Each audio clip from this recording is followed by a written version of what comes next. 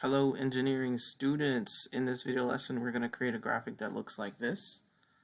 The main skills you're going to learn are something called dynamic offset, and you're going to understand why there's blue lines and red lines on this graphic once your design is laser cut. So just to give you some context and some understanding, red lines are going to be cut lines. So whatever is redlined on your graphic, the laser will cut. The blue lines that you see on my graphic here, the laser will not cut through the material, it will score it. Basically burn the material so that it creates the appearance of a line. And for this lesson, I want you to learn how to do that so that you can utilize that skill in future projects. That way you can add details to shapes like the shingles on a roof, or even little graphics or words on the sides of products. So open Inkscape, and again, make sure that you're using version 9.92.4. If you're not using that version, make sure that you get me to install that version on your computer. The first step, as soon as you open Inkscape, you should go to View, click Default, go to File, Document Properties, and look at my document properties. Your document properties should be, display unit should be in inches, the regular units here should be in inches, it should be 24 by 12, the width and height, so 24 by 12. Once you have those set up, just click the X here, find this button, Zoom to Fit, and you're going to see your entire canvas show up on your screen. Also, work with the maximized view on the canvas. Don't shrink it down. That just makes it harder for you to do other things. You can watch this video lesson on your Chromebook or another laptop side by side if you're not used to using the Alt tab of going between windows. So we're going to learn a few skills here. We're going to want to use a word for this particular lesson. So click on the text tool and click on the canvas somewhere so the cursor is blinking. Don't worry about anything else. So for this example, I'm going to write out the word luck. So you can't really see it on my screen. Yours might be different. It might be smaller, larger. Again, don't worry about that. We're going to adjust it here now. So once you have your word typed out, even if you can't see it, but you see the cursor blinking, click on the select tool and you'll see the arrows pop up around your text. Hold down, I believe it's Control. If you hold down Control on your keyboard and you grab one of the corners, you'll be able to enlarge your text and it'll keep its proportion. So if I let go of Control, it still keeps a proportion. Let me escape. Let me try that again. Oh, this is locked in. I wonder what I did. Oh, right here, this little lock. There we go. See what I'm doing? I'm stretching and pulling. That's terrible. We don't want that. I had this little lock on when I started, so the proportions stayed intact. Okay. So we have a word, so pick a 4-letter word, 5-letter word, it could be your name, keep it appropriate. Maybe luck is not not a good word. How about just the word good? Good words. Okay, click select. If you don't like the word, just select the word, delete it, start over. Click the text tool, type your word out, click select, resize it so that you can see it on screen. If you don't see anything, you might have no color on the stroke. So if you don't see anything at all, go down to the color menu right here, press the black one for now. We don't want it to be black, we want it to be, the outline to be red. So let me do that now. So I'm going to right click on the red color, set stroke, and then I'm going to click on this little X right here. I hope you can see that on my screen. So now this is what I want. to start off. So get to this point. The font, if you click on the text, you highlight the text, you have your font menu that pops up here.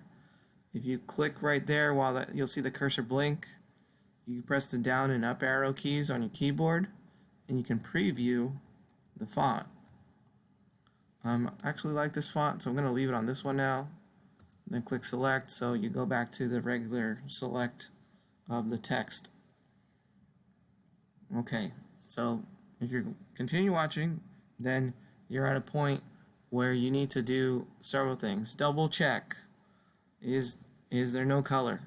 Okay. Do you have the outline set stroke to red on the red one? Double check those things now. Okay, once those are good, okay, you're going to find this menu, Path. Click Object to Path, and then we do a couple more things. Click Path again, and click Break Apart, and then click Object, and then Ungroup. Now look what it did. It turned all of these letters into its own shape. Now, my example of fire, I want to actually have the letters touch, because when the laser cuts it out, I want everything to stay as one piece.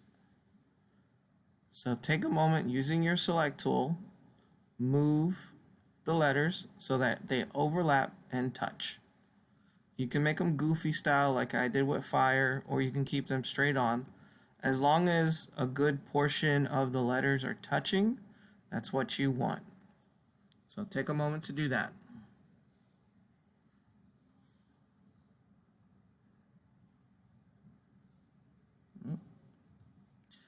Okay, so once your letters are all touching, you want to use the select tool right here. Use the select tool. Click and drag a box around all of the letters so that all 4 letters or 5 letters are selected. You're going to go to, where is it? Edit menu. You're going to duplicate one time. Okay. Now, what happened is you have your letters on top of letters. Don't click off of this. You need to then click and drag on the line so that all 4 letters come off. If that didn't happen, let's say, for example, you click off of one, look what happens. I lose my placement. So just undo. So click the undo button until you undo that duplication command. Okay, let me make sure I only have one. Okay, Control Z. Let's do this again. Edit, duplicate, move my mouse over one of the lines, click and drag down. Perfect.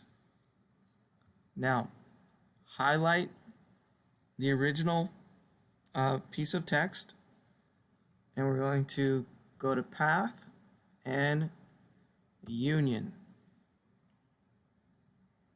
Okay, so that makes that, see how it's one solid piece now? That's what we want. Okay, using the select tool again, highlight the individualized letters, and then go to the blue and right click Set Stroke. Now I'm going to tell you this, and it's going to be a little tricky. You're going to move your letters back into place, and you can use the arrow keys on your keyboard to move it around. If you hold down the Alt button, which is next to spacebar, you can move pixel by pixel. Okay, and then click off of it, and then click on the first letter. Here we're going to go to, where is it? Path, Dynamic Offset, and you're going to see a little tiny square pop up, a little diamond shape, and you're going to, first of all, if you have this enable snapping on, it'll look blue. Turn that off so that none of these are selected. Okay, back to this tiny little square. You're going to click and drag that in a little bit, just a little bit. So even if it looks like this, that's fine. You kind of want to like offset that line so it looks like a G or whatever your letter is. Then you click on the next letter, go to Path, Dynamic Offset, and repeat. There we go. Next letter, Path, Dynamic Offset, click the little dot and repeat. Click on the next letter, Path, Dynamic Offset, and repeat. Okay. Once you have your offsets looking very similar, click the Select tool, select all of your objects, and then go to Object Group. Let me move this out of the way here. And with your letters, with your whole thing selected, we want to make sure that it's the correct size now. We made it large to begin with so that we can see it, easier to look at. With that whole thing selected, go to your height and make your height 2 inches. So 2 inches. And then put it near the top left corner. And then you're going to save this. You're going to save this as, where is it? You're going to save this as dynamic text and your name. And I'm going to click save. And then you'll upload that file, and I will attempt to cut it either out of cardboard or wood so that we can see what it might look like. Okay, I hope that tutorial was easy to follow. If you got stuck, make sure you rewatch the parts or ask for help.